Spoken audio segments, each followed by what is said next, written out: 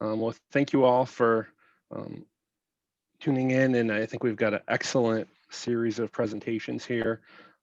I think we'll be able to get through and also end this entire session on time, which is ending at 3:30 p.m. Eastern. So we've got a number of presentations from some really great presenters. I'm pretty excited about it, but we're going to start with Celine Heyer, who is presenting on behalf of American Society of Civil Engineers, and she's the Asset Management Division Chair for ASCE. So with that, I'll turn it back to you, Celine.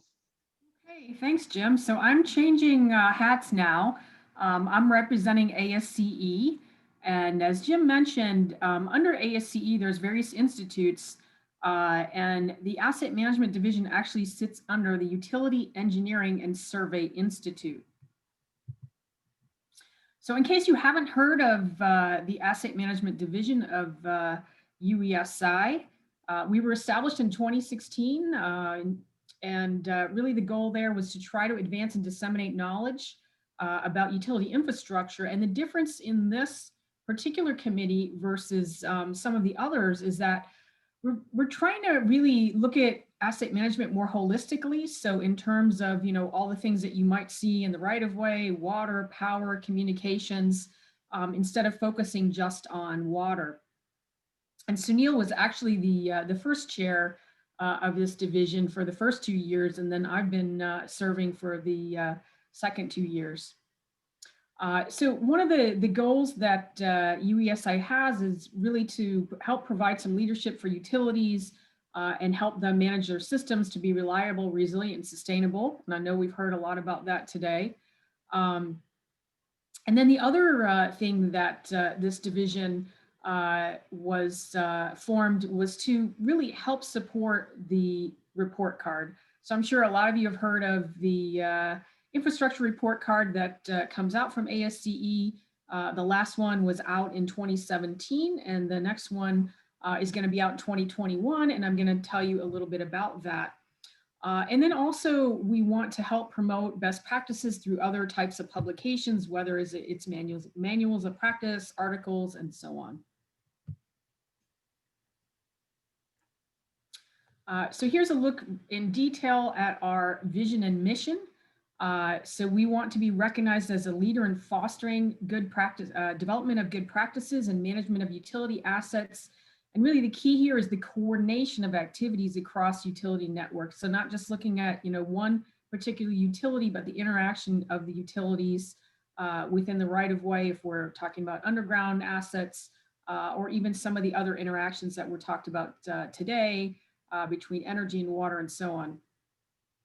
So again, our mission is really to be a resource to help utility engineering and survey professionals, give them information on best practices, touching all the really important asset management topics like levels of service, life cycle costing, resiliency, sustainability, and really just trying to help further the education and the awareness of these best practices throughout various types of infrastructure networks. And one of the things, if you're not familiar with ASCE, is that they have a grand challenge that they put. Just a moment. Hello, sorry.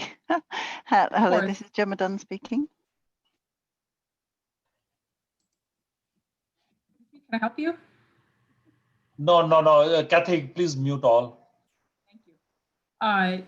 If you're not familiar with ASCE, there's a grand challenge that they want to, by 2025, really try to improve the infrastructure grades and enhance the performance and value of infrastructure. So everything that this division does is really kind of focused on trying to help meet that grand challenge, which is quite a big challenge in itself.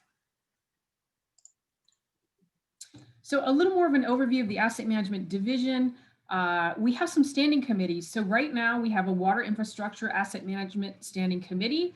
It's fairly active, but we're always looking for more members. So if anyone has any interest, you can always feel free to reach out to me.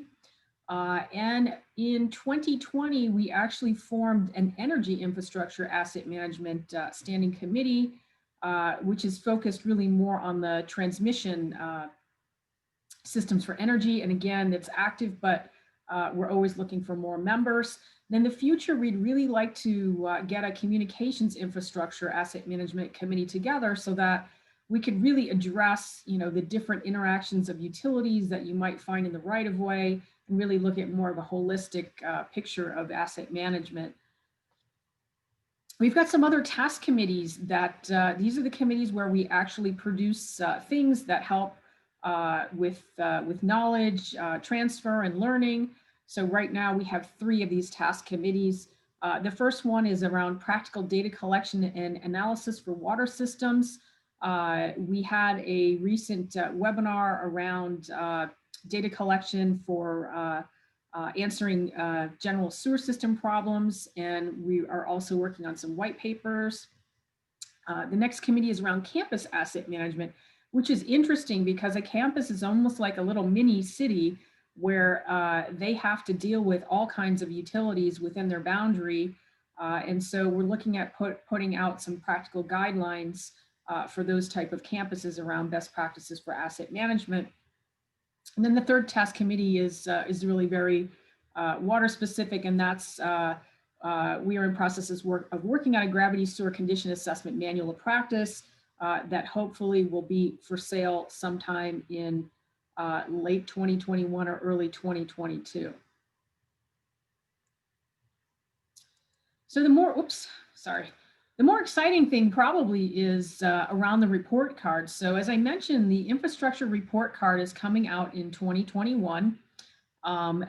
Through my work on the asset management division, I was actually asked to participate. So in case you didn't know, there is a committee on America's infrastructure, and that's invited folks that help produce the report card. It's made up of consultants, utility managers, and there's also ASCE dedicated staff members that help do research and really work on producing all of the text around the report card and a lot of the different graphics and things that you'll see on their websites. So the new release is going to be in March of 2021. I've been participating in drinking water and wastewater for the report cards. And new for this year is actually there's going to be a separate stormwater report card that's put out in 2021. And some of you may recognize that graphic to the right. The grades have not really been the best in terms of the past report cards. And as a new person coming into this committee for 2021, I thought it was going to be a lot easier to do something like this than it actually is. So I'll talk a little bit about that. So the way the report card goes, it's really not just about the physical condition of the asset. So, for a pipeline, for example, it's if you did an inspection, what's its physical condition? It also has standard topics for each report card. So it looks at the condition as well as the capacity. Is there not enough capacity to serve? Operations and maintenance. Is the operations and maintenance being performed through, is it funded and being performed proactively? Obviously funding, is there enough funding to be able to replace the things that need to be replaced? Future need, are we able to meet the future needs going forward? Public safety, providing safe services, resilience, and then finally innovation. So it takes quite a bit to grade the infrastructure when you're looking at all of these different topics. And I'll tell you, one of the biggest challenges is really gathering data and finding some metrics to make comparisons. So when we were looking at the 2017 report card, and I just showed you the drinking water report card that had a D grade, how do we look at some metrics to say things are getting better for 2021? And we do use all sources that are out there. So we tried to focus on some of the AWWA benchmarking reports that are put out every year. We looked at EPA publications. We actually even formed a relationship with Bluefield Research that does quite a bit of independent research on water and wastewater. And And so, we did the best we could, but again, the challenge was, how can I look at 2017 and really say conditions are getting better? There is no national database that I can see for, treatment plant conditions or even pipeline conditions. Sunil, you probably have the most data in your Pipe ID project that you did regarding pipe conditions, within the US, since there's no centralized database. So it's a work in progress. Obviously looking at the Smart One Water approach and having more data available would really help this type of an effort to be able to compare from year to year versus using quite a bit of institutional knowledge and some level of subjectivity for the group that's actually trying to put these report cards out. And the last thing is, this is not an engineering type write-up, which is also challenging for most of us that are engineers. So we have some pretty strict page limitations, and we want to write it as a non-technical report so that the average citizens can understand this, that the politicians can understand this, various city managers and so on.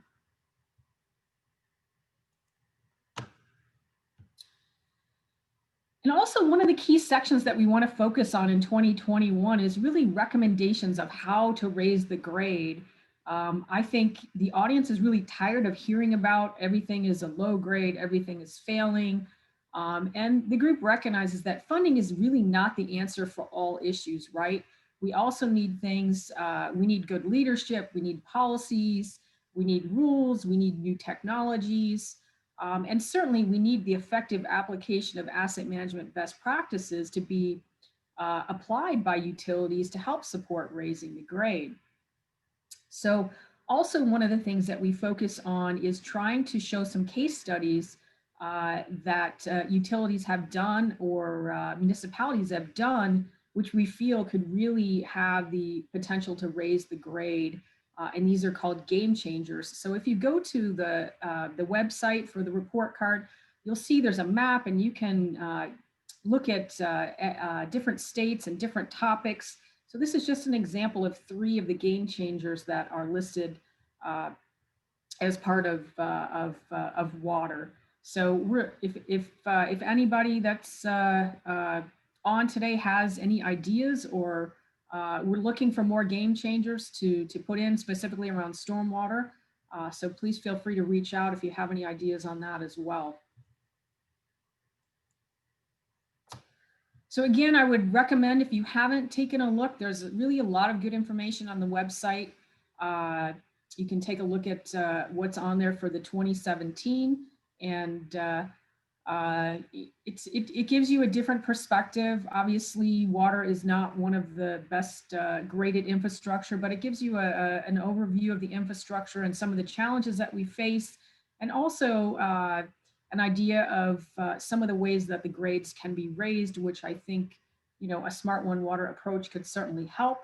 And looking forward to, participating in rolling out the 2021 report card. And I'll give you a sneak hint that the grades are probably going up. We did our best, again, to try to find any type of benchmarking information or real facts that we could refer to. Again, that focus is going to be more on what can we do to raise the grade versus continuing to say the grades are bad, the grades are bad, the grades are bad. So with that, I thank you for your time, and hopefully we can get through this session, Jim. Excellent. Yes, thanks, Celine. And I think you will not be around for the question and answer session, but certainly anyone can reach out to Celine if they have any questions. Excellent. Well, let's go ahead and jump right into the next one. I'm convinced we'll be able to get back on schedule here. So I'm going to turn it over to Lisa McFadden. Lisa is the director for the Water Science and Engineering Center for the Water Environment Federation. And I'm very pleased to introduce her as the next presenter. Thanks, Jim. This here. Okay, can you see that okay? Yes, you can see this presentation. There we go. Perfect. Okay. Yeah, so thanks, Jim, and thanks, Celine. Good afternoon, everybody. I'd like to provide you with a brief update regarding some WEF activities and focus areas that impact One Water. I should mention that WEF has so many ongoing programs that the examples that I'm providing today represent only a few among many. So as a bit of background, WEF is a not-for-profit technical and education organization of 35,000 individual members and 75 affiliated member associations representing water quality professionals around the world. Our mission is to connect water professionals, enrich the expertise of water professionals, increase the awareness and the impact and value of water, and provide a platform for water sector innovation. So the first focus area, based on some of the topic areas that are being covered here for this conference, the first I wanted to focus on was workforce development. So I'd like to highlight WEF's Inflow program, which is aimed at enhancing diversity and inclusion in the water workforce. Inflow stands for Introducing Future Leaders to Opportunities in Water, and the goal of Inflow is to help solidify a student's interest in working in the water sector and help students foster a network within WEF and the water sector to increase the probabilities for employment and for long-term success. So we do this through a combination of programming and networking, including having students participate in WEF Tech, which is the world's largest water quality conference that we have annually through WEF. A little bit more background is that Inflow is made up of two tracks, a STEM path track and a career tech track. So the STEM path track serves traditional undergraduate and graduate degree students, and the career track, the career tech track partners with community-based organizations to expose students in job readiness programs to the variety of career possibilities in water quality. So for instance, the 2019 Career Tech Track participants came from Green Corps, Chicago. And this was such a great opportunity for students since starting the program in 2018. Inflow has now had more than 100 students participate. Many of these students had little to no knowledge of the water sector prior to the Inflow program and are now interested in or are working in the water sector. So quite a number of Inflow participants have gone on to work at consulting firms, utilities, or in graduate programs focused on water. The program has also expanded from just WEF Tech, with some WEF member associations creating their own Inflow program at a local level. So it's been a terrific success, and we're excited to continue that program. Okay, CIP. So I'd also like to highlight some interesting detail that resulted from WEF's Utility Management Committee CIP Planning and Delivery Subcommittee. This particular subcommittee focuses on capital program development and delivery, including capital program development and implementation, design services, construction management, facility startup, project management, as well as program management software and alternative project delivery. So the subcommittee recently developed an interactive dashboard that complements the State of the Industry report on project and program management and capital project delivery. So the site provides those results of a recent project management survey that covers CIP delivery needs, project management processes, technology needs, and training needs. So I think of note in the people and technology section, approximately 3/4 of the total respondents did not identify that their organization even has a formal project management system. And of those that do have a formal PM system, 33% of the respondents noted that their organizations do not have any dedicated IT staff supporting their project management system. So among the sort of general observations, most organizations, lack a project management information system and lack the dedicated staff.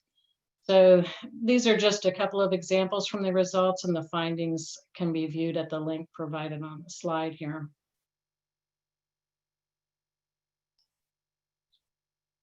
So on the topic of data analytics, WEF has been tracking resource recovery data for quite a number of years, in particular biogas data, which is located at resourcerecoverydata.org. And additionally, we recently worked with our partners to collect and develop baseline data under the Renew program, and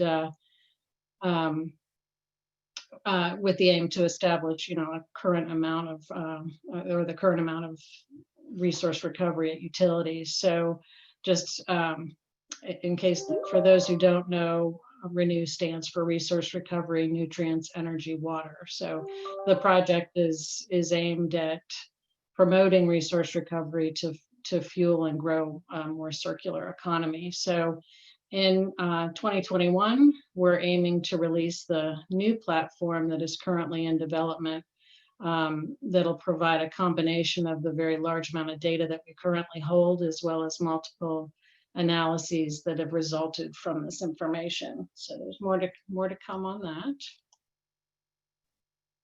The next area that I'd like to cover is part of the innovation ecosystem. In particular, the Leaders Innovation Forum for Technology, otherwise known as LIFT, which is a WEF and WERF initiative. One of the LIFT activities is the Intelligent Water Systems Challenge. And the challenge is now in its third year, and it's aimed at demonstrating the value of intelligent water systems to utilities and fostering the adoption of smart water technologies. So in light of COVID restrictions this year, we extended the challenge through next year. So we're hopeful that this will provide additional time and opportunity for challenge teams to actively engage with participating utilities. These are just some quick milestones. The deadline for team registrations is now April 9th, 2021. Team challenge plans will be due on May 14th next year, with final submissions due on August 13th. And the winner will be announced at WEFTEC on October 18th, 2021 in Chicago. So at this point, we're planning for a number of video releases that will highlight previous winners, as well as serve as instructional videos for teams as they move through the challenge process. So there's more to come, and updates will be posted at the website listed on the slide here. Okay, another platform anticipated for release in 2021 is the WEF MS4 dashboard and MS4 2020 survey results report. So last month, WEF, the National Municipal Stormwater Alliance, and Second Nature Software signed an MOU to jointly work to produce requirements and feedback for a public-facing dashboard to highlight data resulting from the WEF Stormwater Institute National MS4 Needs Assessment Survey. And updates regarding this activity can be found at wefstormwaterinstitute.org. And lastly, because this very brief presentation hardly skims the surface of the many ongoing activities and resulting information at WEF, I invite you to visit accesswater.org, which is WEF's new content platform. And with that, I'd like to thank you for the opportunity for having me today. Excellent. Thank you very much, Lisa, and I appreciate the time to present here. So we'll go ahead and jump right into our next presentation. Our next presenter is Walter Graff, and Walter leads the asset management and intelligent water systems topics for the Water Research Foundation, and will be presenting today on some of that research. Walter, I'll turn it over to you.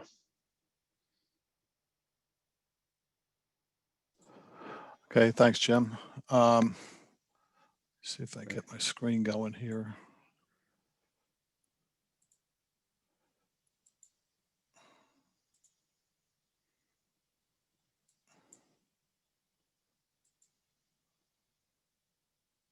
It Okay, do you looks like see we're the screen seeing now?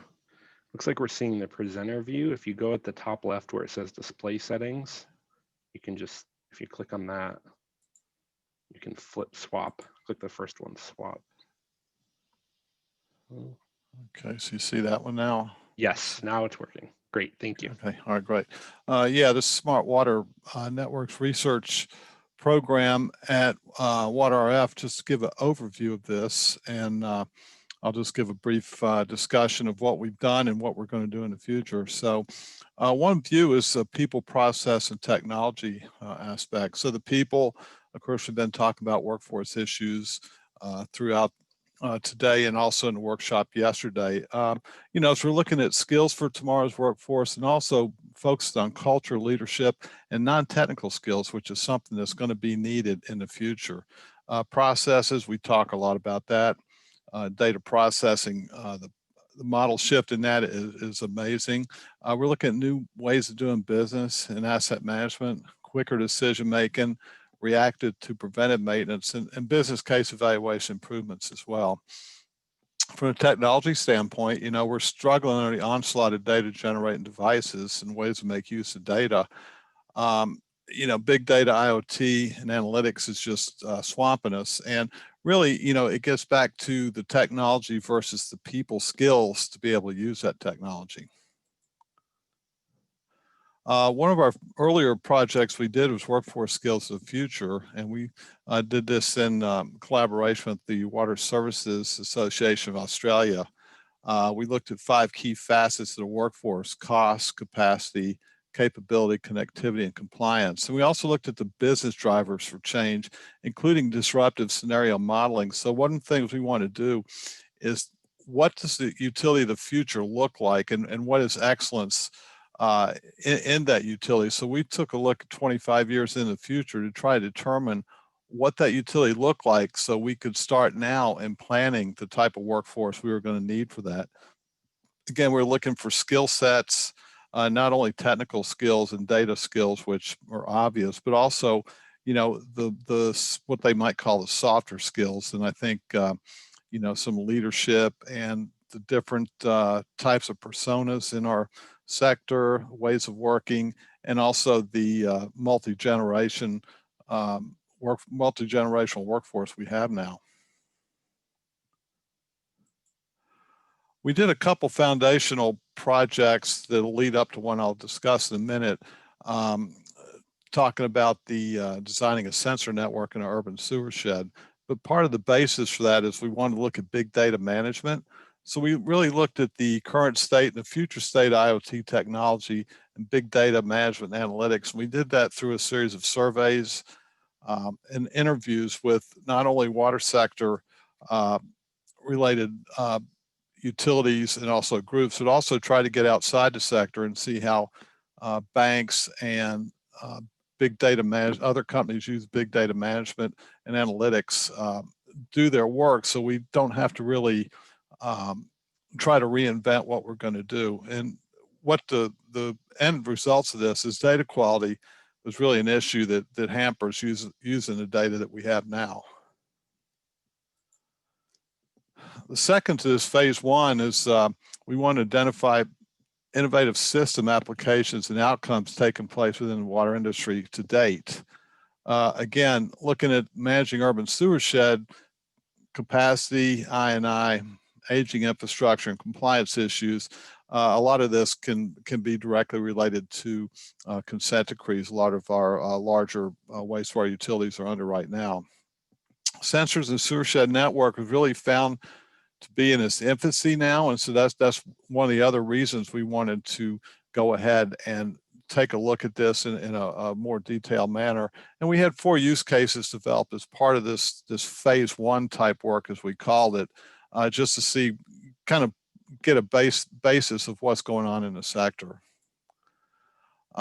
This is a project we recently completed, is leveraging big data and deep learning for condition assessment pipelines.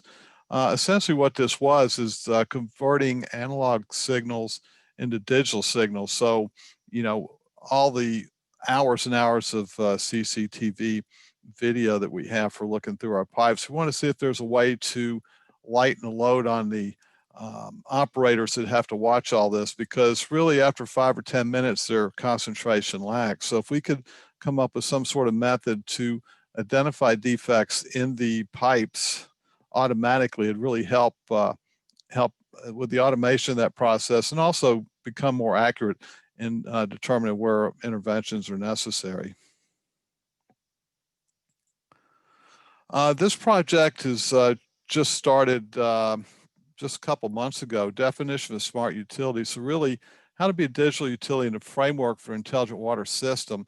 We felt this really needed for, as our utilities start on their journey, or as they're on the journey of becoming a intelligent water system, is really develop a framework for the fundamental elements, and really help utilities become smarter at their own pace and ability.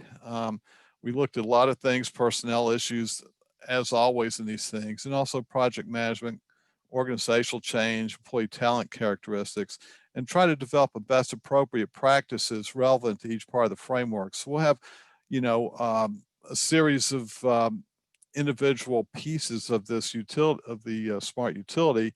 And, a lot of utilities are probably doing pieces of it right now, but we want to try to lay out a framework where they can do step by step and really help them progress on their journey to become an intelligent water system.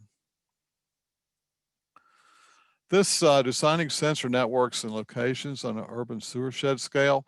This is a phase 2, which is demonstration projects. The 2 projects I mentioned earlier are really the laying the groundwork for this. So we really want to know what are the key issues and questions that data can help to solve, and are they common across utilities, and how should they collect data, and which parameters are required. We want to look at tools used to analyze and manage data, and then how can any visualization tools be developed to turn data into actionable information. And then also looking into this frameworks project too, methods and frameworks that can be helped. So hopefully we'll be able to kind of marry some of these common elements together. There's I believe 6 utilities are going to be part of this. We expect to have a contract signed any day now, so maybe later this week we can maybe come back and revisit this project again when it gets ready to kick off. Continue research priorities at WRF. Again, Internet of Things, big data, data analytics, linkages in the water sector, workforce issues. Jim talked quite a bit about all the great work he's doing over there, and the Smart One Water ERC is going to have this as one of the main pillars in their effort. Data twinning, that's something that's becoming a lot more prevalent in the sector now. We really want to look at progression from mining to real-time or near real-time control of assets and operations. Real-time analytics and edge processing can provide some opportunities, and trying to get passive assets to become more of an active type assets. New analytics will improve the data modeling. We can go back and look at historical data and get some new insights out of reprocessing these data, knowing that a lot of our utilities have a lot of this available. So go back and revisit our decisions that were made in the past and see if they're really valid, or maybe we can do something a little different in the future. Physics-based models versus data-driven models. So tool sets influence from problems to solve, real-time operating systems to enable data-driven representation of network hydraulics. And then finally, possibly coming up with a knowledge base as a repository for case studies, reference documents, and outputs from the IWS framework project. So these are some of the ideas that we'd like to pursue at WaterRF in the future, and hopefully working with the Smart One Water ERC, if it comes to fruition, will help us drive this and get it out to everyone in the sector. And that is what I have done. I want to thank you very much for giving me time to give you a brief overview of what we're doing at WRF.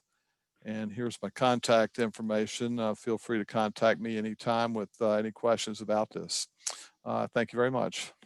Excellent. Thank you, Walter. And we will hold all questions for the end of the session, but certainly be thinking of questions for any of the presenters as they're presenting. So next, I have the pleasure of welcoming Emily Simonson.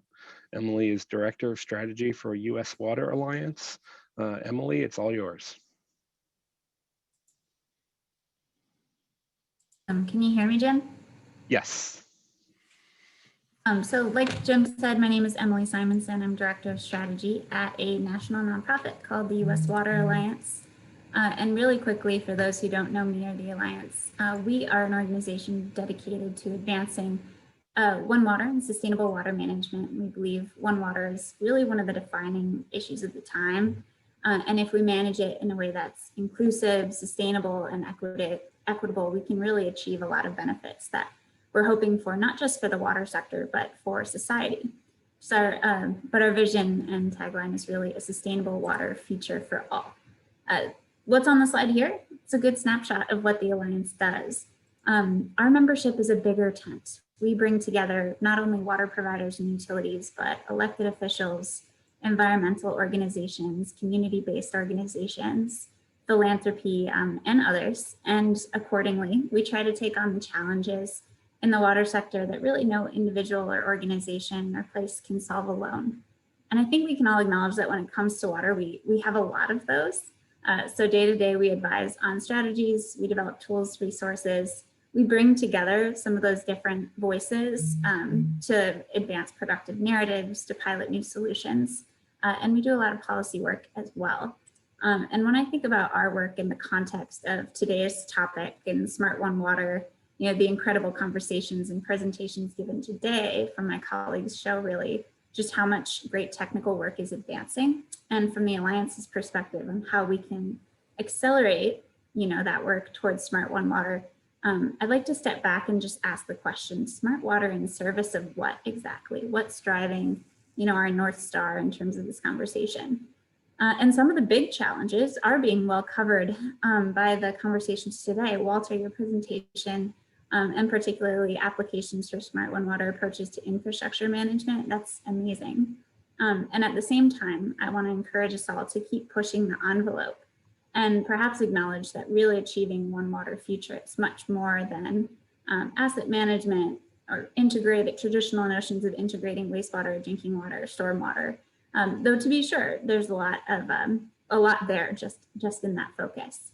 But we can actually get so much further if we reframe kind of our original conception of the core mission of a water utility. And I'd like to say that because, you know, nothing we're doing in the name of One Water is really all that transformational unless it can help us break through some of the entrenched issues that we face. So for example, one that we all know well, the state of being chronically underfunded is just huge. Having a sector that's really on the front lines of climate change, but nearly invisible in national conversations around climate.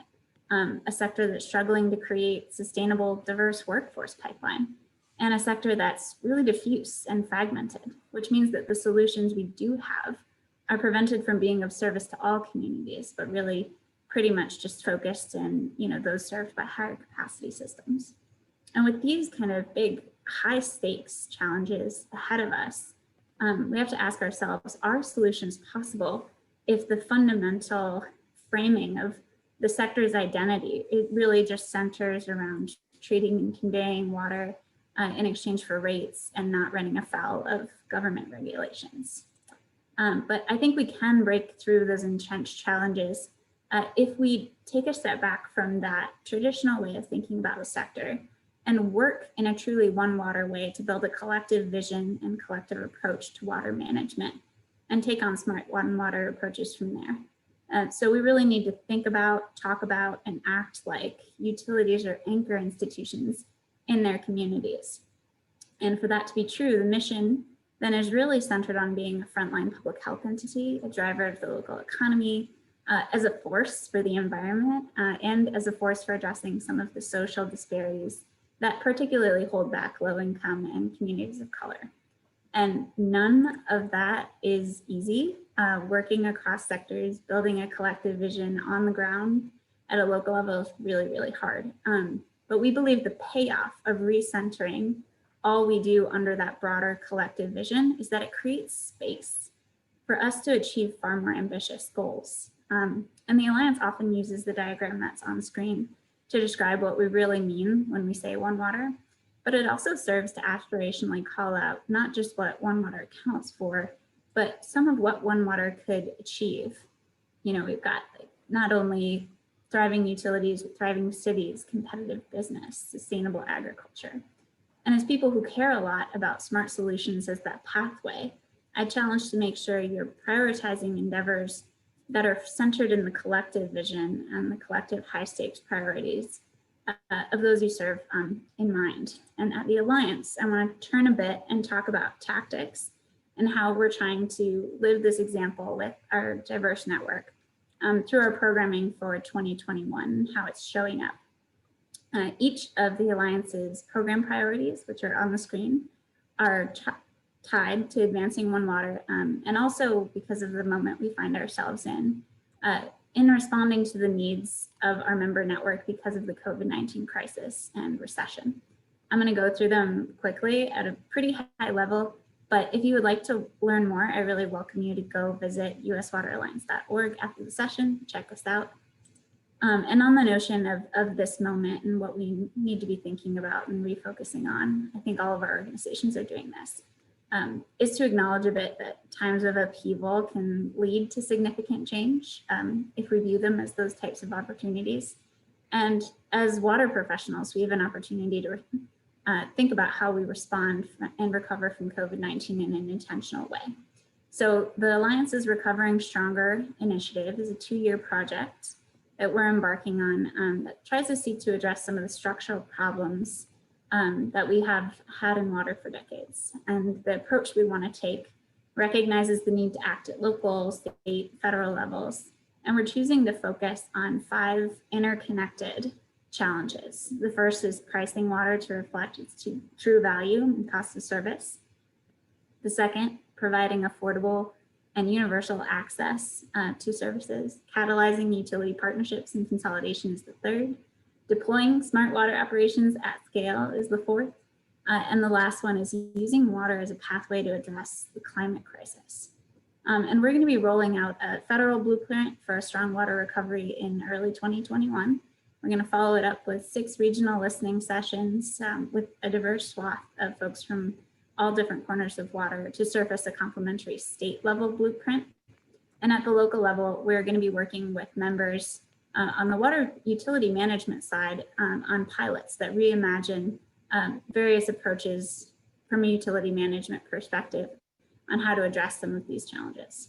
And just to bring that to life a bit, the first pilot that we've just started is actually with 10 utilities in our network who have committed to testing out new ways of working in hopes that they can prevent shutoffs on low income households for good, and not just in response to the financial crisis that so many customers are finding themselves dealing with.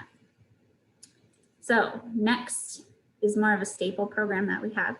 It's the Value of Water campaign.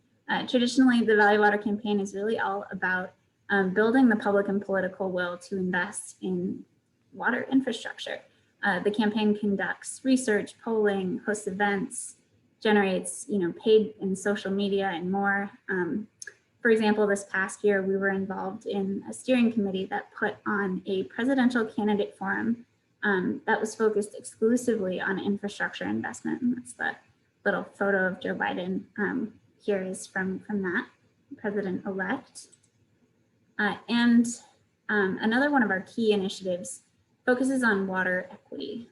This one is, an initiative that we have at the Alliance, but the philosophy of this initiative permeates a lot of what we do in our other programming. And I always start with, it's kind of a sobering reality that the challenges that we face when it comes to water do disproportionately affect the most vulnerable people in the nation. But at the same time, the silver lining is that smart and equitable water management is really a force for opportunity for people to advance. And so what we do through the Water Equity Network is all about working with utilities, working with community organizations, philanthropy, to develop and implement programs and policies that ensure all people benefit from water management decisions. Cities who are part of the Water Equity Network, they access trainings, facilitation, resources, peer exchange that help them have those tough conversations with their community stakeholders and implement water management practices together. This year, under the banner of our water equity work, we're also supporting the nation's first ever Mayor's Commission on Water Equity, which had its kickoff call this morning. And it's a group of Great Lakes mayors put together, and it's an effort put together forward by the Great Lakes and St. Lawrence Cities Initiative. So we're seeing a lot of build up towards this work, not just from the Alliance's standpoint, but interest from new stakeholders building as well. Next program I want to highlight is our work on change leadership. The reason we have this initiative is because so often we think about, the technical stuff that creates change, the structures, the systems, the policies, and we really give less attention to a critical component, and that component is leadership and how to address beliefs, mindsets, develop the practices, the behaviors that help people adapt to change. And we do believe that One Water is about leading change, right? And we've developed a One Water change leadership framework, and we published a report in 2020. And now we're in the midst of a One Water Leadership Mentoring Connections program. And the folks that you see here on the screen are emerging One Water leaders who are participating in that program. And we're really excited about what they can achieve. And we hope to have future cohorts of this program already in the pipeline. Last few programs that I'm going to point to are climate resilience through One Water Action Program. We know that water is the medium through which people tend to experience climate impacts. And, we have intense storms, persistent flooding, record drought, sea level rise, all sorts of stuff. And in 2021, we're going to be focusing our energies on developing a no regrets action framework for utilities that, regardless of size, governance, region, utilities can take these ideas, implement them to advance climate resilience. And in addition to that, we're going to be hosting a multi-stakeholder carbon reduction roundtable to explore opportunities for how the water sector can reduce its carbon footprint through things like renewable energy, decreasing our reliance on fossil fuels, and scaling up practices that can support carbon sinks and storage. And in a completely different vein, we're also going to continue our Water, Arts, and Culture Accelerator. This is a fun one, a light one, but it comes from the place of knowing that water challenges call on us all the time, whether we're engineers or government affairs professionals or whoever, to start thinking, acting, and inventing in new ways. And so the 5 communities in the Alliance Network who are participating in our Water, Arts, and Culture Accelerator are building utility artist partnerships. And the goal of those partnerships is to bring the creative process and creative strategies to bear in trying to address local water sector challenges. So that work is underway currently, and we're looking forward to releasing more about the good things that those cities are doing. Finally, we are going to keep operating our One Water Hub. If you haven't been in the Alliance orbit, our One Water Hub is basically a suite of activities, connection, recognition platforms that connect these different stakeholders with great ideas and with one another. So these things are like the One Water Council, US Water Prize, and the One Water Leadership Institutes that we host for our members. So I really appreciate the chance to just give you this overview, to talk about One Water. It's great to be here with all of you, and I'm looking forward to the discussion. Excellent. Thank you so much, Emily. Such a great variety of topics and initiatives across all the speakers. Well, now we will turn it over to our next presenter, and I have the pleasure to introduce Philip Bain. Philip is Director for the Smart Cities Council. And Philip, I understand you'll be going through the website that you have here and discussing that. I really look forward to the presentation, and I can see your screen, so I will turn it over to you now. Great, thank you very much, and thanks for including me in this session. I'm not going to put on my video because I'm having connectivity problems, and I want to make sure I can show. So the Smart Cities Council is an organization that is focused on solving livability, workability, and sustainability issues for the public sector globally. We have offices in Singapore, Australia, India, Europe. We're about to open one in the Middle East. And of course, we're based outside of Washington, DC. We've been around for about 10 years. We've developed a lot of knowledge resources for smart cities, future cities. And in the last probably 4 years, we've started doing an intensive number of workshops. I mean, all the way from Australia through Singapore to Dubai to Europe to the United States, we've done about 65 workshops. And in the process, we've learned that there's two big issues for cities in terms of creating livability, workability, and sustainability. The first is capacity development. The second is financing. And many of the speakers before me talked about that. So what we did with our workshops was we would often spend a couple of days with cities trying to get together their leaders. Emily talked about, you know, the need for leadership, and do a capacity development. But what we found across the board was that there was a real lack of conversion of knowledge to action. And, you know, this isn't just applicable to cities. It happens in many organizations. You go to a conference, you go to a workshop, and you learn a lot. There's a sugar high. You get back and, you know, you get back to your day job. Gartner, when it does its conferences, also often has a formula that it provides, in which is, what should you do on Monday when you get back from the conference? What about 2 weeks from now? What about a month from now? What about 6 months from now? So taking that to heart, we created with some partners an online collaborative platform that allowed cities to attend workshops, conferences, work together, and then continue the work after they had left the in-person. Now, of course, this was all pre-COVID. I don't think anybody would want to take credit for knowing that COVID was coming, and we certainly didn't. But at the same time, this was perfect for what was happening with us. And what you're seeing in front of you now is sort of the homepage for the many of the different projects we're managing across the globe, and working with different groups. One thing I will show you that I'm sort of proud of is we do have a language option. And so, for instance, I was working with a Turkish city this morning, and I was able to convert some of the work we had done into Turkish. And that helped significantly.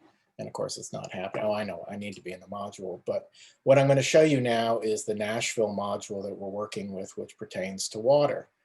And you can see the connectivity issue. But as you can see the page. And what happens here is we've had as many as 20 different people from Nashville working on this project at the same time.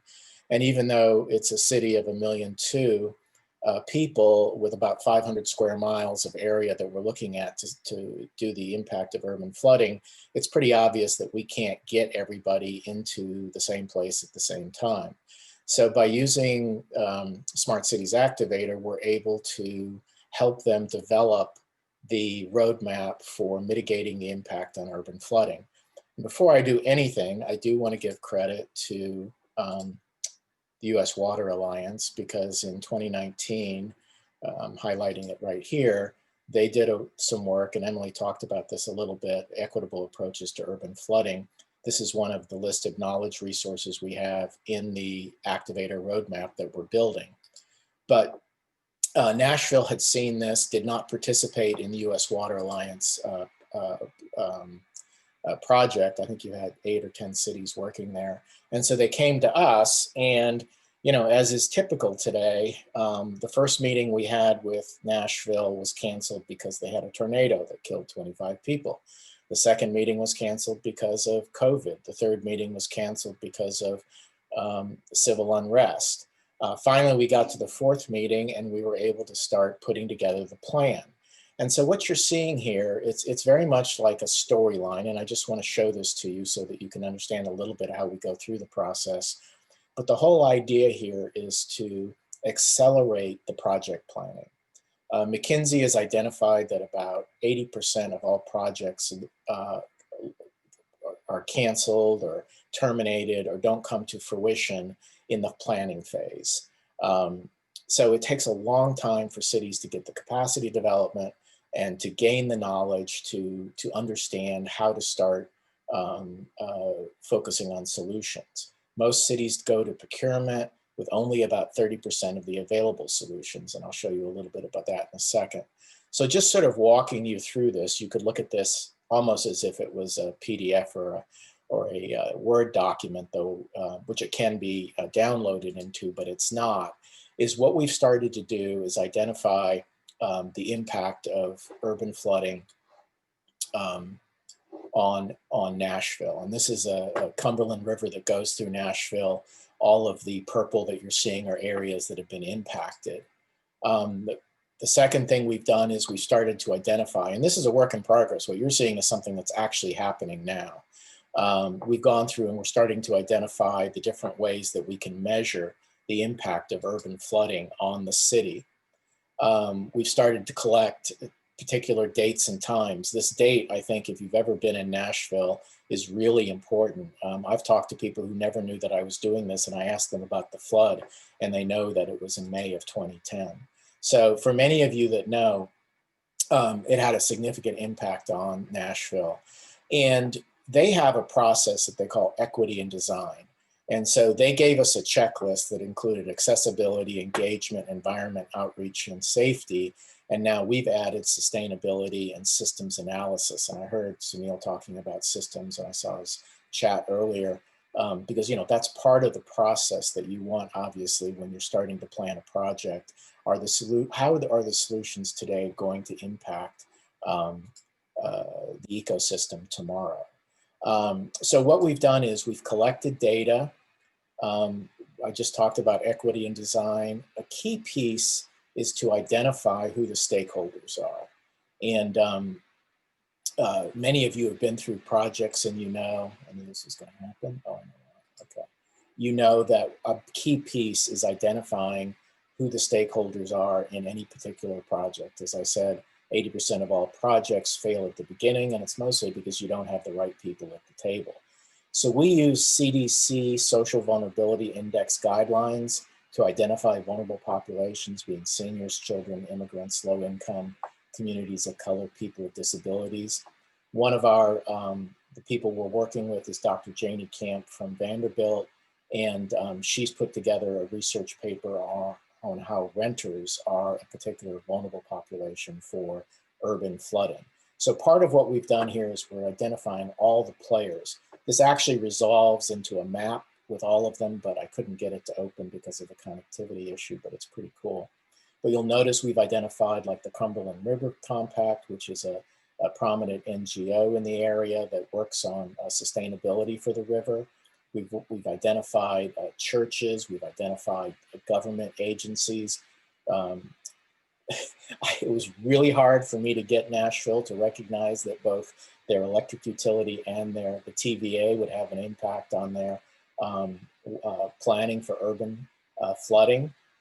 This is just a continual issue with cities. They don't like working, especially with electric utilities, and they have a hard time. We've also identified some solution providers like Oracle and Itron, Hydro. These are companies that could provide solutions to this particular project.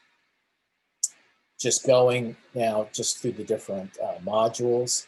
This is one I'm particularly proud of, and it reflects a little bit about, sorry about that, what Emily was talking about, which was, you know, how do you bring in different aspects of your planning? So if you look at First Foundation, they did a tremendous amount of work on how data was being collected on flooding.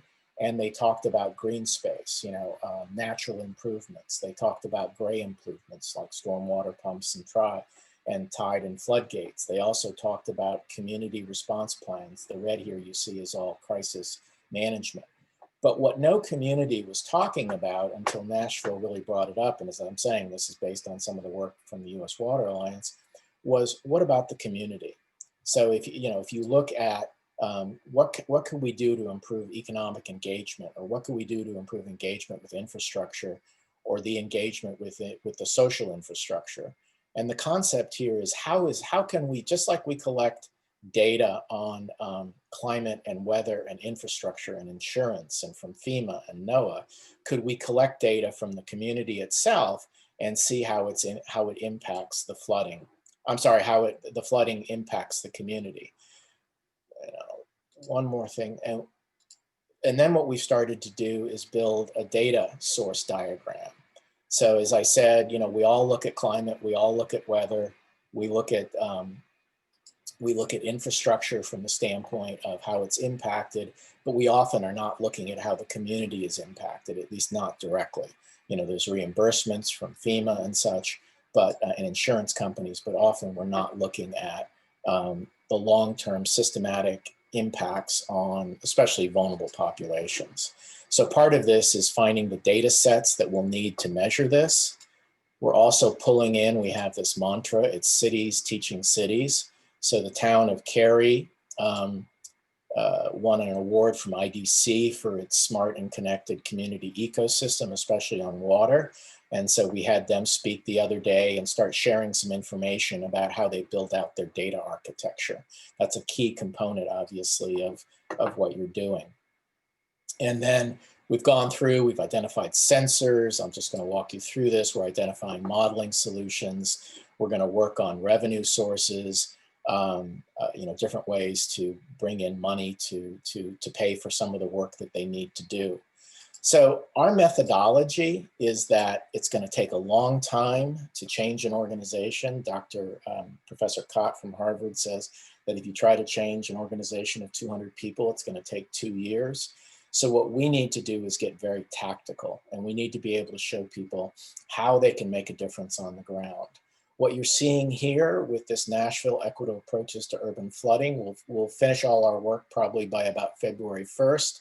And then this will be published on our on the Activator website, so any city in the world can come and access this and start using it as a template for their own planning. This is part of what we call our readiness program, where cities come in, they learn from other cities, they duplicate, they can then take this, they get a workspace in which they can work and they can start doing their own planning. So we've become, over the last 10 years, very tactical. We've moved away from white papers, PDFs, conferences, and we've moved straight towards how can we make a difference on the ground. So thanks for your time and look forward to questions.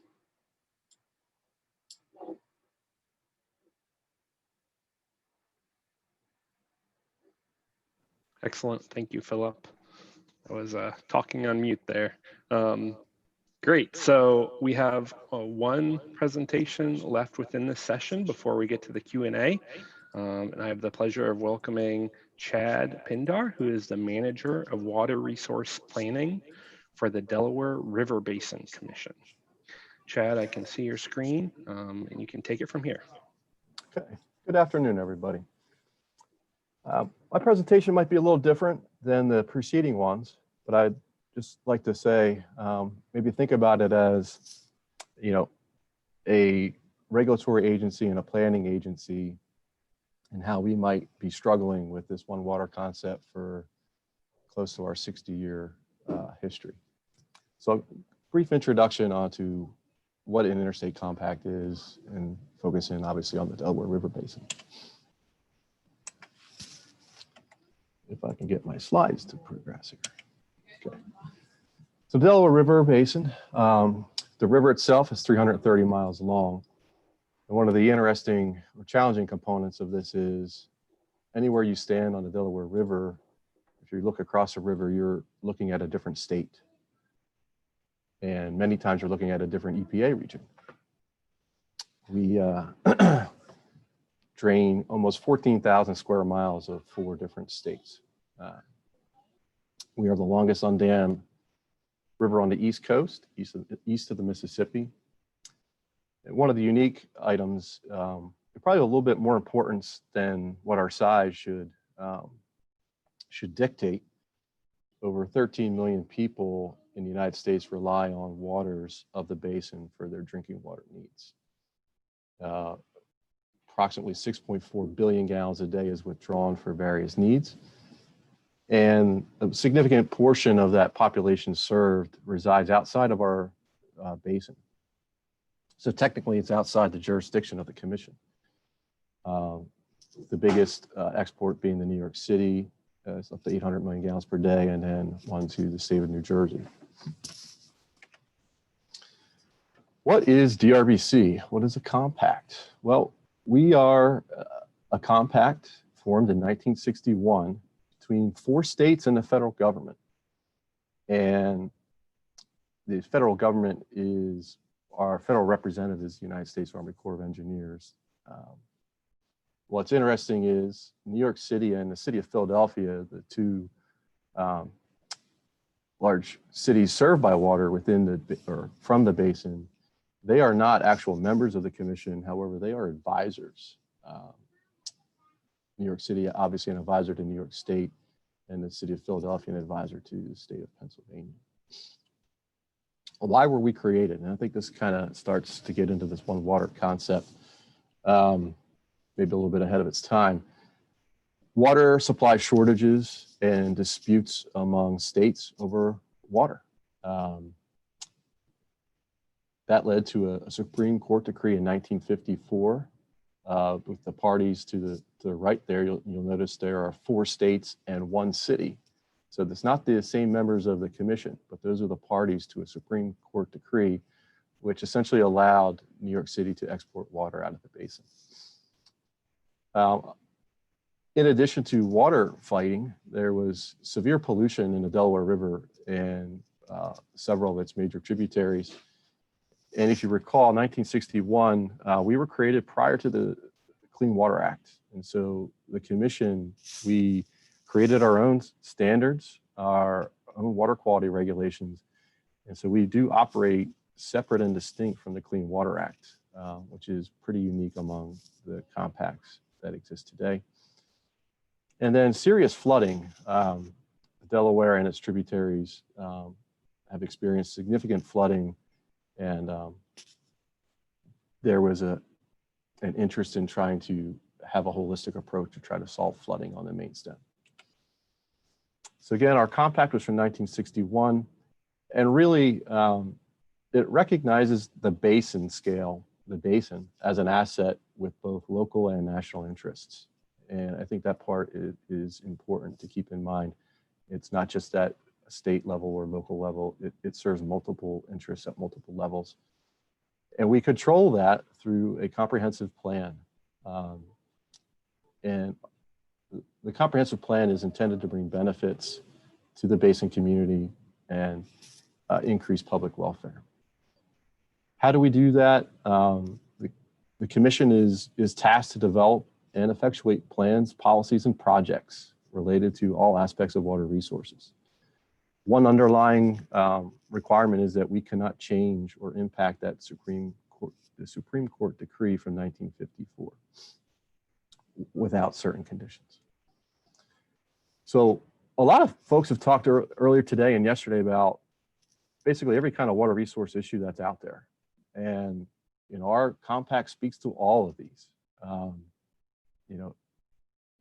Pretty much everything that you can think of is in our wheelhouse, so to speak, or was envisioned to be within our wheelhouse. But our core responsibilities are really water quantity and water quality. And the question is, or really we can boil that down to, is there an adequate and sustainable supply of water? And is it a clean and healthy resource for those needs? Here's a graphic of this dilemma of how do you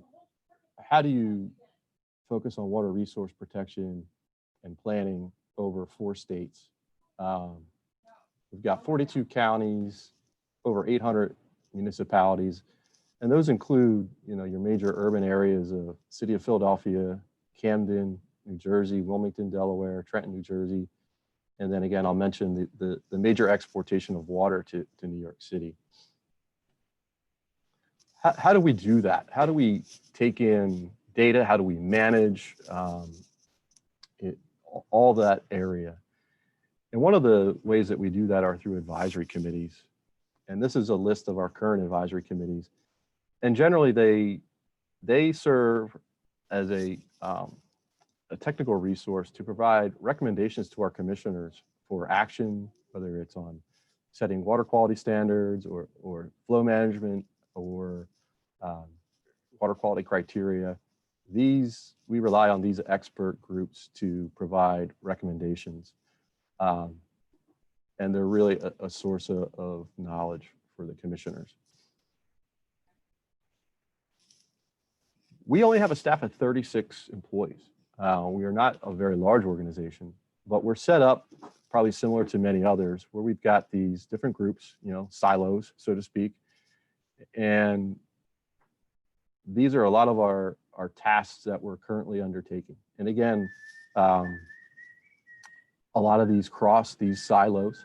You'll see there at the bottom, climate change is one of those water resource issues that touches on everything that we do, whether it's permitting, whether it's our operational group or planning group, water quality standards, climate change impacts, everything. Well, what I just wanted to show here is that this requires expertise in many different areas.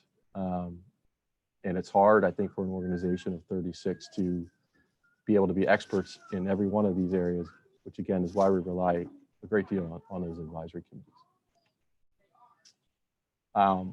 One of the jobs of the commission is flow management. In our basin, there are, and this is a schematic of kind of the reservoir system and who owns reservoirs, who owns storage, who manages that storage, and how it's being operated. And one of the ways that we do that is through flow targets. There's one in Montague, which is at the intersection of Pennsylvania, New York, and New Jersey, and one at Trenton. And what makes this really interesting is there's a USGS river master who is tasked to basically coordinate with the decree parties to meet the flow target at Montague, New Jersey. But then it's the commission's responsibility, working with a myriad of partners, to meet a flow target down near Trenton, New Jersey, which, for those who aren't familiar with this part of the country, the Delaware River, as the head of tide, is all the way up at Trenton, New Jersey. So the river below Trenton is tidal and everything above it is non-tidal. And you can see the city of Philadelphia there is located in the tidal reach of the Delaware River. And so one of the primary reasons for providing a flow target at Trenton is to ensure an adequate supply of fresh water enters the estuary, and is Philadelphia's intake on the Delaware is protected from saltwater intrusion moving up from the Atlantic Ocean and Delaware Bay. One of the things that I also want to mention about this is, depending on the color of those blobs that you'll see there, those reservoir boxes, they are owned by different entities. Some are owned by the Army Corps of Engineers, some are owned by New York City, some are owned by states, some are owned by hydroelectric operators. But the key there is the commission is responsible for kind of the delicate dance among reservoir releases to meet these targets. And so that doesn't happen easily. It requires a great deal of coordination, but it also takes into account different needs of that water. It isn't just solely about water supply, although that may seem what it is on its surface, but there are other needs there, including fisheries and recreation. How do we operate? How do we do this on a basin scale, which I think goes back to that question of water resource management. How do you operate a resource that transcends political boundaries?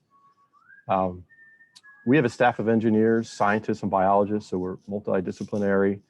And I think one of the things that I took home today is, even with my staff, is a greater need of data scientists, the ability to crunch data, to work with data, perhaps more than has been done by our predecessors.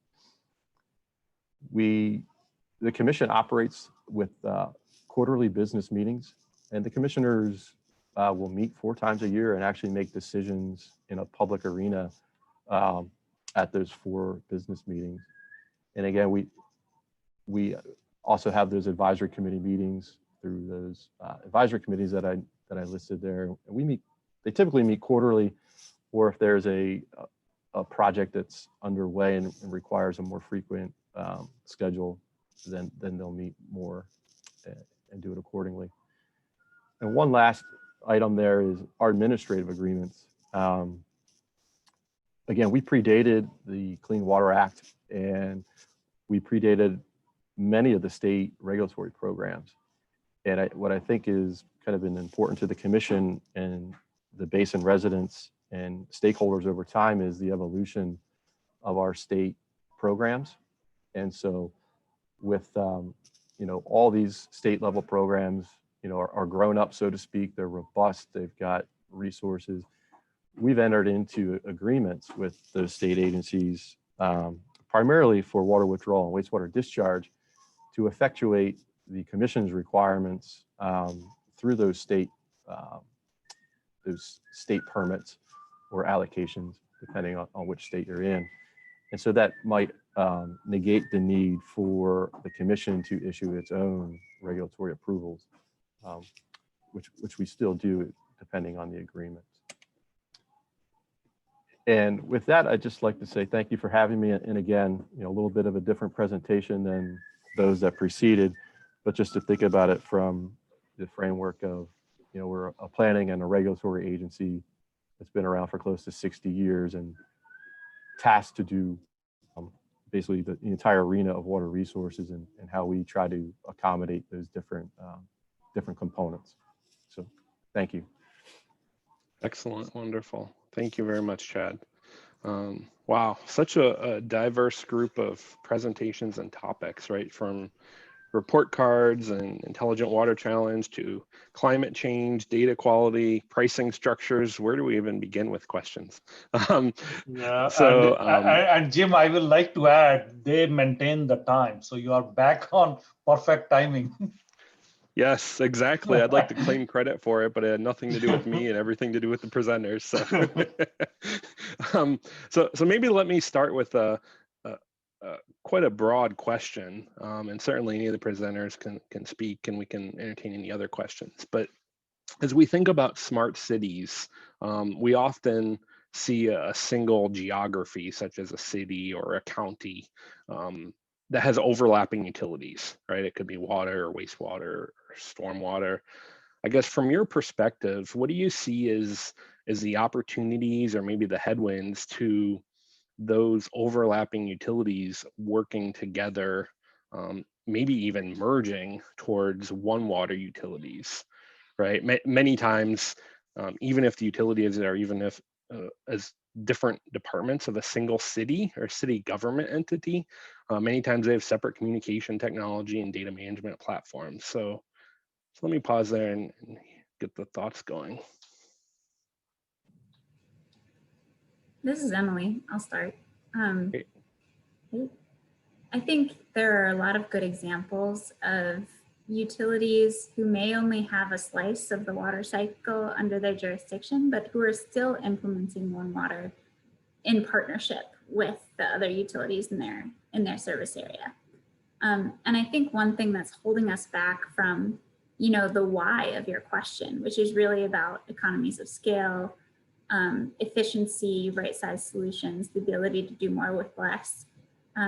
One of the things behind that is this notion of, how can we organize ourselves? How can we understand the options that there are that can achieve that goal?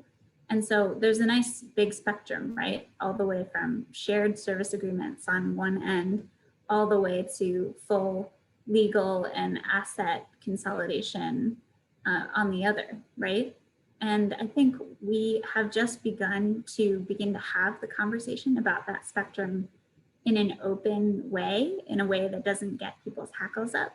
And I think the more that we continue to push the envelope on having the consolidation spectrum options conversation, the better.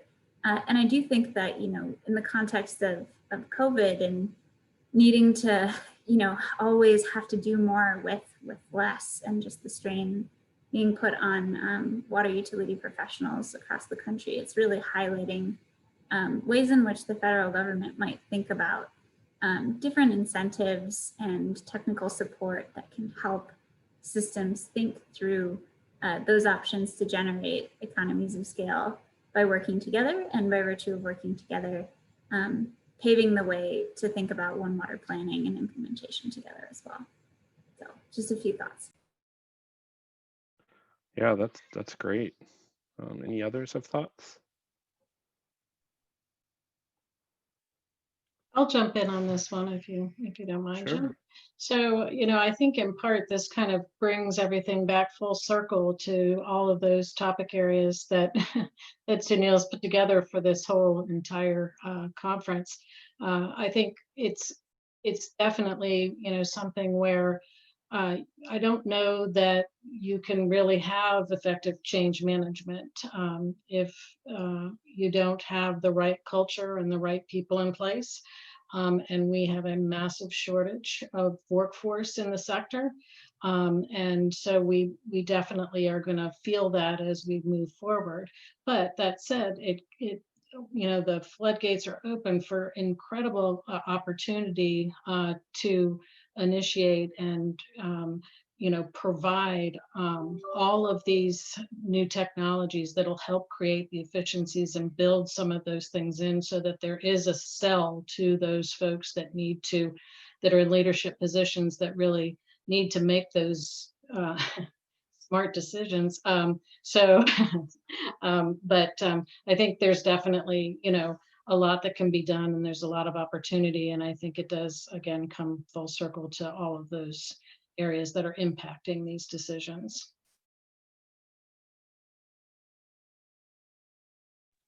Great. Any others? So I guess a follow-up question, I've heard it a lot today is talking about the people side of this and the workforce, right? And certainly, as I see or imagine a smart one water center, I think there's probably a good opportunity there to look at things like training. And we talk about training often, but we probably don't talk about cross-training as much. I wonder, I guess open it up to anyone, right? What are the thoughts from people? Are most water professionals involved in one specific area within the water cycle? Or are they across the entire water cycle? I think it probably varies, and perhaps that's one of the outcomes of the center is cross-training. Any thoughts on that? Jim, I've got just a few, and I can just speak from a personal experience. And I think it's incumbent upon managers to encourage that cross-training. I think early in my career, I was kind of pigeonholed and a little bit afraid to go to, I started on the clean water side, and, do you want to go to the dirty water side? And I had a boss who was like, do it. You might be comfortable where you're at, but learn, the dirty water side. It'll make you a better engineer, a better professional. And so I think of that quite often. You as a manager really need to encourage folks to maybe get out of a comfort zone, learn a different side of the industry, and it'll pay dividends later. So that really, I think, is on the managers to foresee that and encourage that. Yeah, I also think it depends on the size of the facility. So, you're going to have a lot of cross-training at the smaller you go, because they have to know everything. But at the larger facilities, I think it does, you're absolutely right. I think it is incumbent on the leadership to ensure the cross-training happens. I think it is very plant specific. So. Hey, Jim, I can. Sure. Maybe I won't add to this. I will end up. So I don't want to, my view of this would be not so much to focus on the water utilities themselves. I spent a lot of time in the smart grid area before I came into the smart city space. And my, one of the things that utilities share, which cities share, is boundaries. They have often a jurisdictional boundary, a geographic area. It creates a monopoly of control, either providing a service or some other thing. I think we're looking at this the wrong way when we talk about changing the sector. and this is true of any sector, but I really see it in cities. And that is that we look at changing the organization from the inside out. And organizations just are not open to that. I can't tell you how many cities I've dealt with where the change in leadership has resulted. You look at Barcelona, you look at Paris. We're working with Nashville now. They have had 6 mayors in 4 years. So, you know, you have these changes that are all sort of human being structural type changes. And I don't want to be a cynic about it, but I guess I have to be. I don't think that's going to change, okay? And I think if we wait for that to change, we're not going to get anywhere. So with having said that, and I don't know if this is going to work, but what I'm looking at now, which the state of Virginia has done, Texas is working on it, California is working on it, is creating a data sharing approach. So in other words, remember, if I was a 19th century mayor in Knoxville, Tennessee, I'd sit around the stove and talk to everybody who came in to buy a cup of coffee or some, you know, seeds or whatever. And that was information. And that's how I would learn to be the mayor for Knoxville, Tennessee. And that's been going on for thousands of years. Well, now we have something called data. And one of the true structural problems we have is the unwillingness to share that data. So like we worked with Virginia last year, and previously they had done a survey where they had 1,800 data sets throughout the state. They were only sharing 200 of them. And the reason they were not sharing the other 1,600 was not because of technical reasons, they were cultural reasons. You know, either there was privacy or confidentiality, which are legitimate concerns.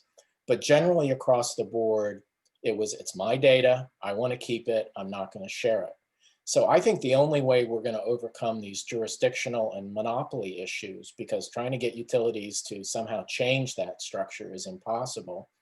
Same thing with cities, but I think if we start taking a data sharing approach, which is how can I share the data that I'm having upstream from you downstream, as an example with utilities, but in cities, it's resources. So, you know, New York relies on the equivalent of 4 states to manage to provide resources: electricity, water, people. It's 4 different states provide resources to New York. Well, if you did some kind of data management or data sharing around that resource sharing, it would be sort of inside out, so to speak. So that's what we're starting to focus now at the Smart Cities Council. And we've seen this year, like we've already had 3 conversations for some projects we're doing next quarter. And every city we've talked to has said, oh, we're really focusing now on data governance and data sharing. So I do think that's a good way to go. And whether it will work with water utilities, you know, I've sort of thrown that into the middle of the ring, and I'll let other experts tell me if that's true or not. No, that's great, and that's exactly what I was thinking Yeah, when you said that. and Governance. yeah, and thanks to Phillips, because our next panel discussion is based on that, data governance and implementation. Yeah, excellent. Well, I wonder whose responsibility or role is it to talk about things like data standards, right? Is it a federal government agency? Is it some of the organizations that have just presented? I mean, I commonly, when we hear the topic of data sharing, right, it gets to data governance, whether it's within an organization or even overlapping organizations, and then it goes to data standards and then data quality. Any thoughts on that, or maybe some of your organizations are already working on data standards? I wouldn't say data standards, I'd say interoperability. I mean, the biggest problem you have are schemas, inconsistent schemas. I mean, yes, you have a problem with quality of data, but you know, most use cases, if I talk to Siemens, if I talk to Schneider, if I talk to Itron, they've all started their technology development based on some idiosyncratic use case that a customer gave them, you know, and their schema can be very limiting with no ability to transpose into other data schemas. And so, so when we say a best practice is interoperability, it's not open standard. A lot of times there's confusion around, oh, that's open. It's not open data. It's not open standards. Open standards is very prominent in Europe, but it's not the same thing as interoperability. So that's the approach we've taken, and that's really for the customer to require it. The customer has to say, I'm not going to buy your solution if it's not interoperable with other solutions. Yeah, that's great. Any others have thoughts on that? One reflection I have that's related is this notion of who has the capacity to adopt these solutions and take them on. In the United States, we have such a vast water landscape, and so many of the service providers are quite small. And to Lisa's great point about if you're small, sometimes you have to be cross-trained on everything because you're doing everything. I feel like we need systems that can be accessible for different places that have different capacities. And one thing that strikes me when it comes to digital solutions is sometimes we think we all need, or to use a metaphor, automatic windows in our car. But the truth is, if you could just get at some of those lower capacity systems, the hand crank one, having the ability to lower the window still means quite a lot. And so when we're thinking about data solutions and interoperability, I would also challenge us to think about, what is at the crux of what we're trying to do and how can we make it simple, cheap, accessible. And we're very busy designing incredibly nuanced, sophisticated systems.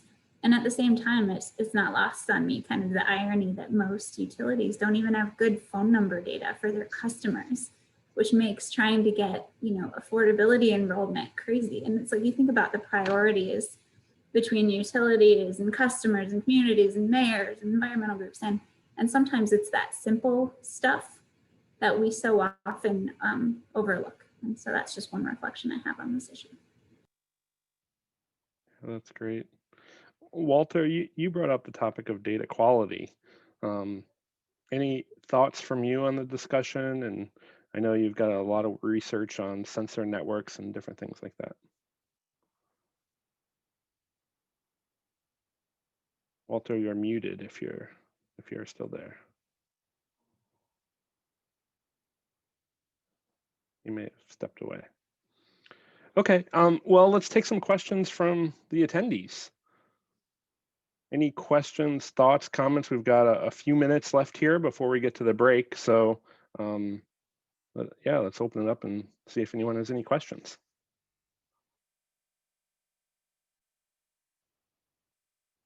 Perhaps everybody agrees with Philip and there's no more questions. Yeah, either you can use chat box or you can unmute yourself when you're asking question. So while you guys are thinking of questions, Chad, let me ask you the question.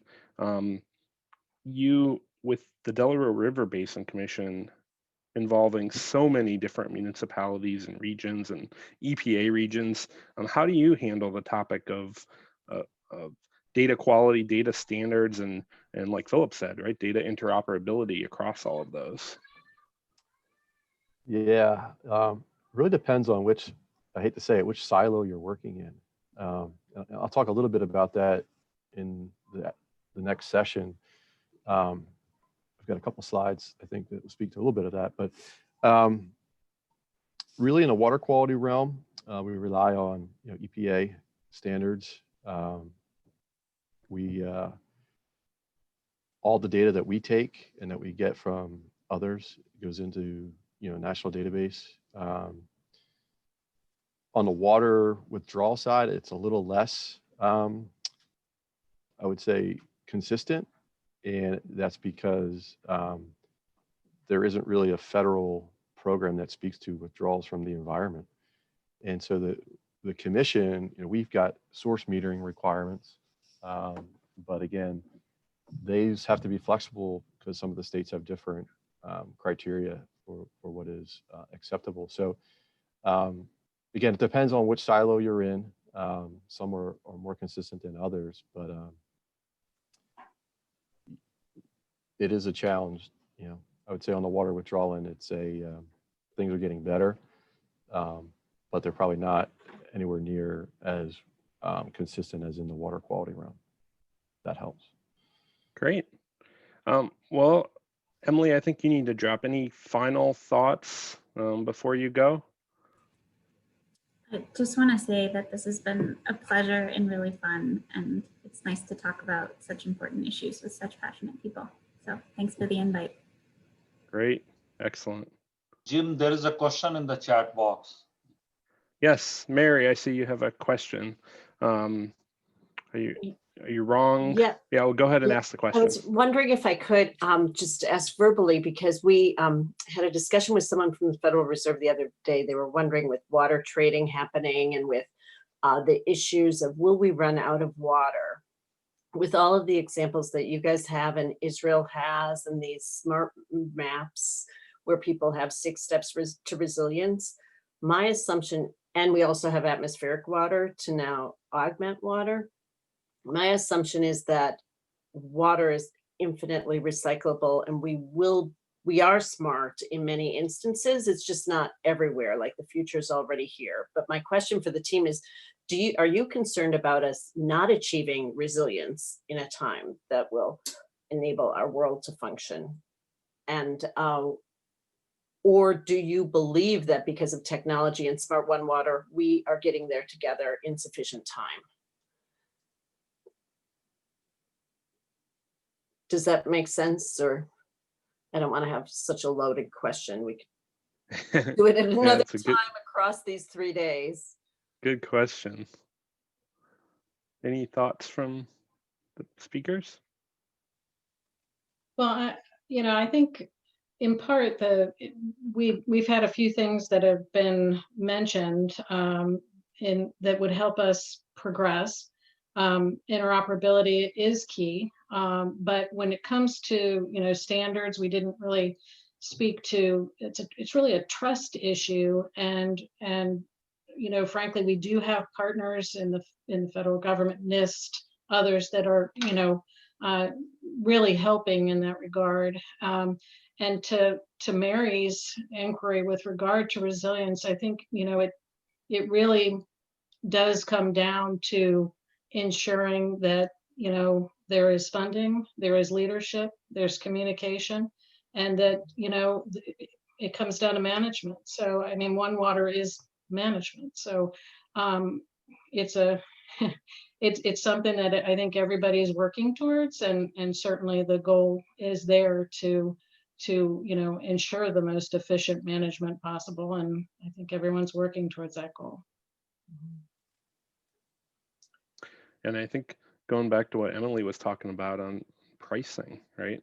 Certainly water is there and you can recycle it and the technology is there, but it's much more cost prohibitive to do that in certain areas of even our country, let alone the globe, than other areas, right?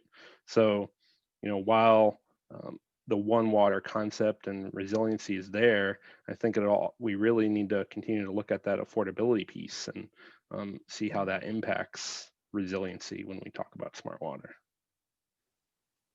Yeah, great, that helps. We're preparing a 3-part webinar series in Q1, and I'm just going to put my contact information in the chat if people have ideas. I don't want to go out with information that's not supported with all the good research that all of you have done. And so we welcome your participation in that. Thanks, Jim. Great. And Lisa. Probably one more question and we can wrap it up here.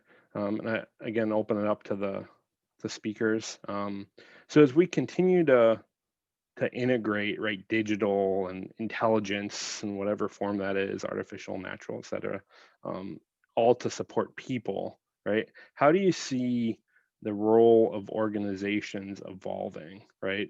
I guess another way to look at it is, what is something that you would really like to see accomplished within the water sector, but isn't really something that your organization is suited to do or something like that?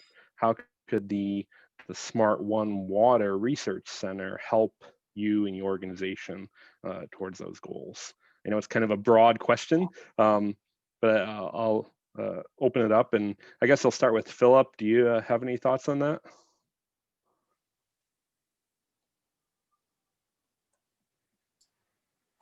No, Jim, I think I'm not an expert in that particular area, and you have some experts on this panel. So, Okay, great.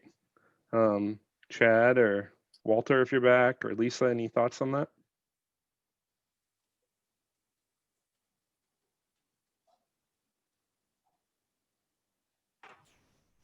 I'd just say, I guess one thought I have is from a regulatory agency perspective is I foresee in the future this more and more access to real-time data, and then kind of the expectations of either the regulated bodies or the public or other stakeholders really is to how to, can you effectively manage at some point in time with real-time data? I think utilities are doing it today, but I think eventually it'll get to the regulators to see how do you regulate an entity or utility with real-time data. I don't know the answer to that, but I foresee that as something in our future that both sides will have to struggle with. I'm not sure if that really answers that question, but that's something that I foresee in the future. No, that's a great, yeah, that's a great point, certainly. Okay, well, Sunil, what do you think? Any other thoughts, or perhaps a bit longer break to catch up from the one we skipped out on earlier? Oh, I was muted. So yeah, we can take break if there is no question from this panelist. I don't see in the chat box any question. So yeah, we can take break. Great, well, let's go ahead and take a break. And yeah, let's give a clap to all the presenters. It was really good. I learned a lot. Yes, thank you, everyone.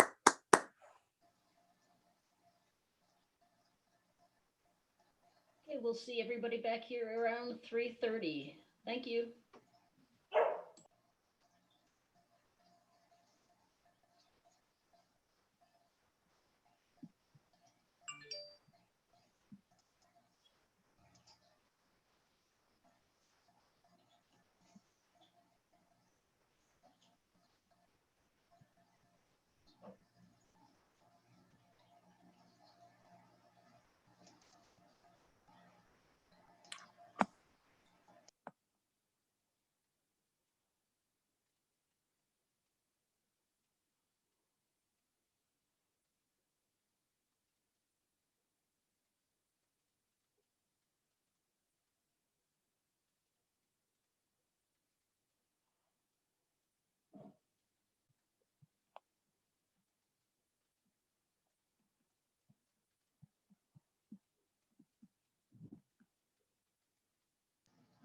Yeah, if you have any problem, then Kathy will take care of that. Okay, so I will just briefly introduce him. Good afternoon, good evening. Kees van der Lucht from Amsterdam. Hey, Kees, how are you? Good. What's the time there? Yes, it's well, 9:30 p.m. Wow, sorry to get you this late, right? Yeah, no problem. It's without a jet lag. That's the advantage of Right. doing. Right. Okay. So we will start the panel. We are in the break right now, so it's good you joined. Thank you. So Kathy, should we start with Pablo now? Yes, please. You can start with his introduction. Okay, perfect. Okay, thanks everyone. We are cutting into the break. So if you look at the break, you can have your coffee and all those, but we have also lined up the presentation during the break. So Pablo from Guagua, I met this Pablo and Hermie from Spain. There's the main company is based in Spain. So Pablo is going to present some of the cool stuff they are doing. The company is called Guagua, and they are a sponsor of the swim conference also. So throughout the conference, we have given time for all these sponsors to present their cool stuff during the break.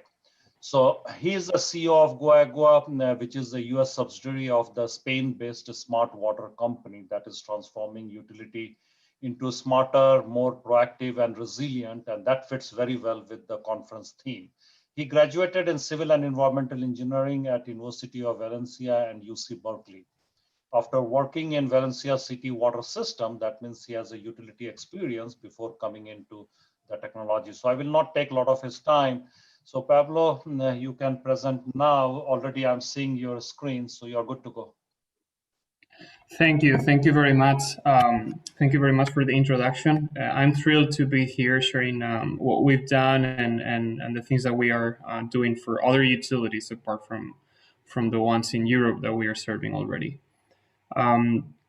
So today I'm going to share a transformation story, how from a utility operation we became a software and analytics company that's helping many utilities solve problems in the smart one water world. And I'm going to walk you through the case of the city of Valencia in Spain, which is one of the largest cities that we manage as a utility and as a smart company, and that is one of the cities that adopted many of these technologies very early on. It's a relatively big city with 1.5 million population approximately. So to begin with, I'm going to tell you a little bit of what we are and where we come from. So we originally come from a water utility operation called Global Omnium. It's a private company that has about 3,000 employees and operates approximately 400 utilities, water and wastewater systems, mostly around the country in Spain, being the largest one, the city of Valencia that I just talked about. So as a utility operator many years ago, in the 2000s, we were facing fundamental challenges that many utilities are also facing or have faced at some point in their lifetime. No, challenges related to the water scarcity. It's a very the weather is very similar to the one in California, so we have a lot of long droughts every once in a while.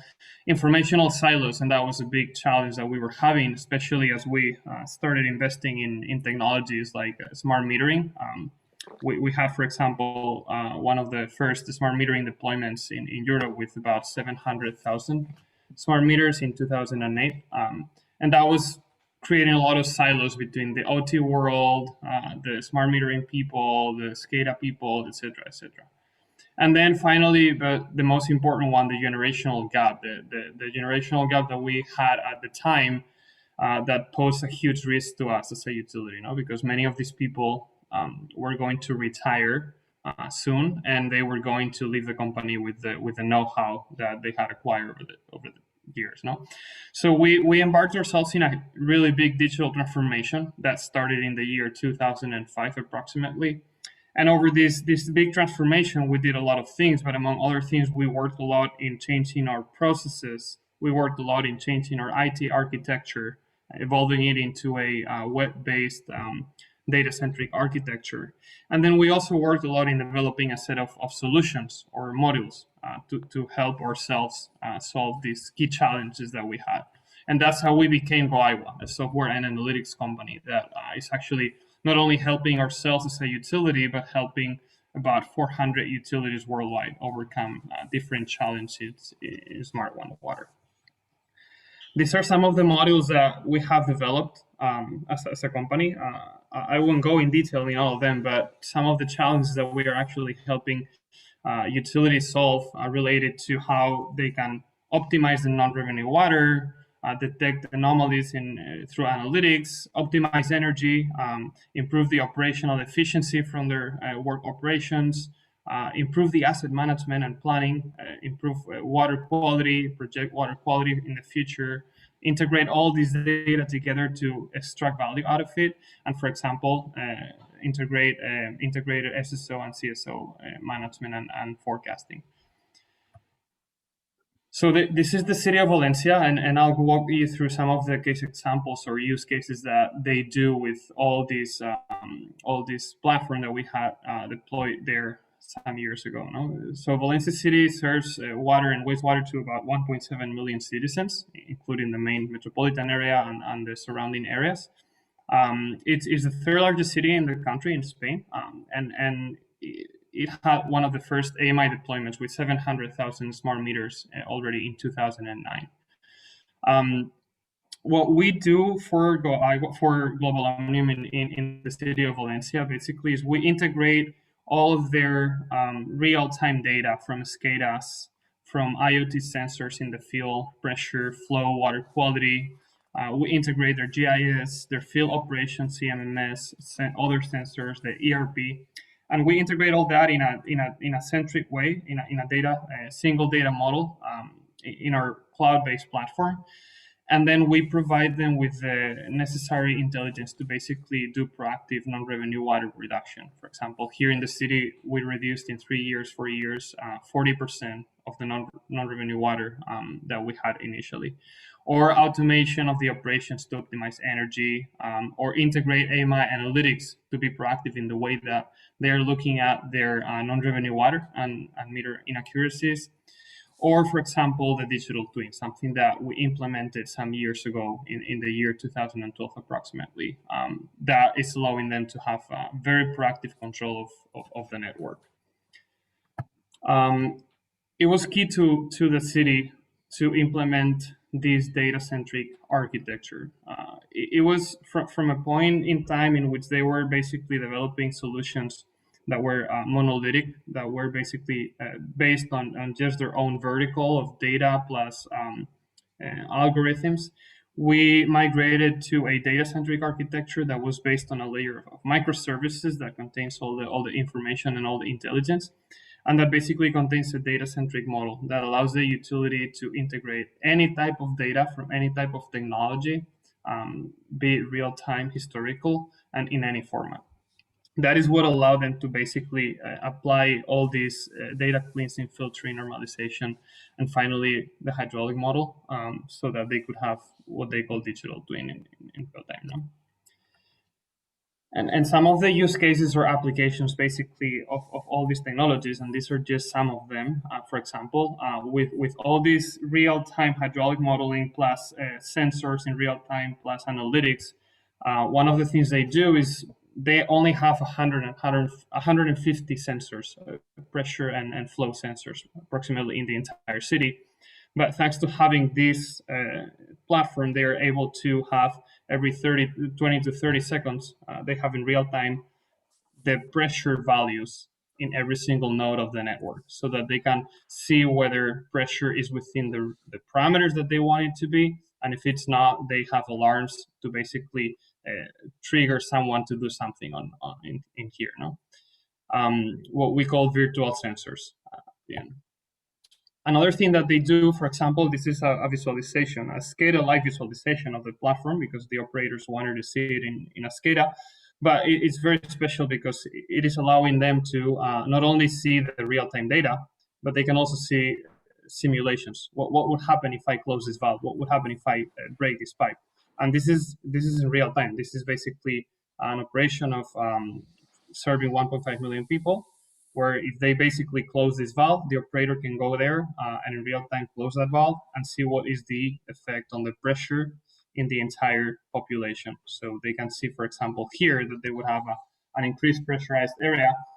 And this is helping them a lot in their day-to-day operations, because doesn't only allow them to have a control and resiliency over the utility, but also is helping them train new operators, which was something very important during the pandemic, for example. No? When we had some people that were leaving or people that were at risk, we had to train an extra staff to basically learn this, how to use it. They also look at the future here. For example, this is the same panel that you were seeing before, but something else that they can do here is, for example, they can simulate the future because of integrating AMI data constantly. We have a very accurate forecast of what's going to happen in the entire utility in the next 24 hours. So they can see, okay, well, what's going to happen in the next 24 hours, hour by hour. If there's any alarm in the water tanks, for example, they can see it, and they can see every single variable in the future, so that they can go and play and change the commands and automate even the pumping schedules to reduce energy consumption, for example.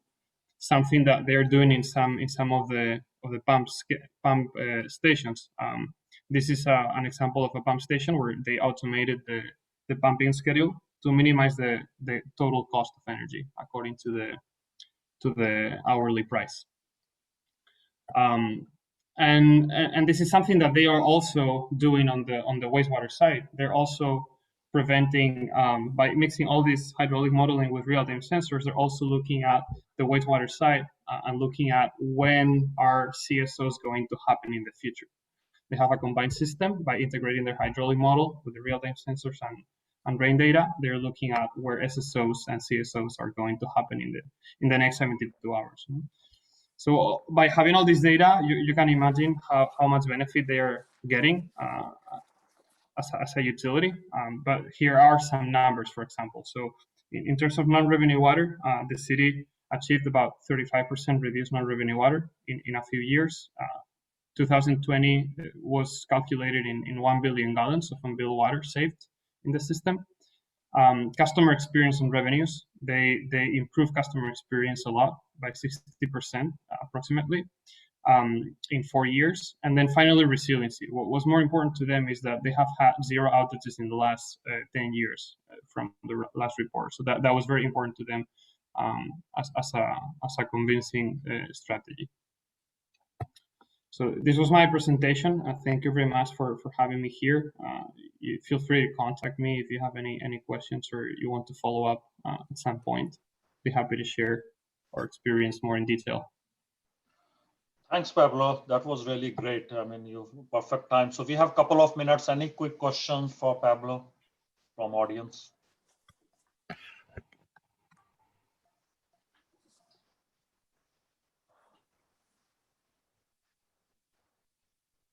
Okay, looks like, let me see the chat box. Sometime you can ask in the chat also.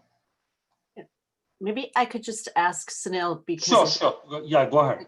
Question I just asked before about the obvious resilience that's achieved with Smart One Water.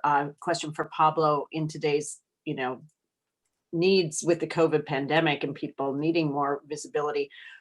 Has it been easier for people to adopt? Have you seen more rapid response to, the obvious solution you provide, or what hurdles are there that maybe we could help remove? I've seen many utilities start thinking more structurally about this need for transformation, especially as revenues went down as a consequence in especially large cities, not only in the US, worldwide. So we've seen a lot of these utilities basically in the need to look at data to try to put silos together and try to revamp their revenues. That's one of the things that we've seen lately, for example. Okay, thanks. Thank you, Mary. Yeah, Pablo, I have one follow-up. We have 1 minute. So are you seeing any resistance to utilities sharing data, or they see a value sharing data with you guys? There is resistance, certainly, especially when someone has been using that data for a very, very long time and they feel like they don't want to release it to anyone. But at the end, what we see is that we have a very step-by-step approach, which is very positive for utilities. So many times what we're doing with some of our clients, we go and we show them something that we can do with a very little amount of data, and then they see the benefit, and then they right. So that's something that we do very often. We're doing that approach, for example, with Mexico City, which is a very large utility that is using our platform. That's the way that we're helping them improve the non-revenue water problem that they have today. Right. You're showing the value. Yeah, that's the key. Perfect. Okay. Thanks, Pablo. I really appreciate it.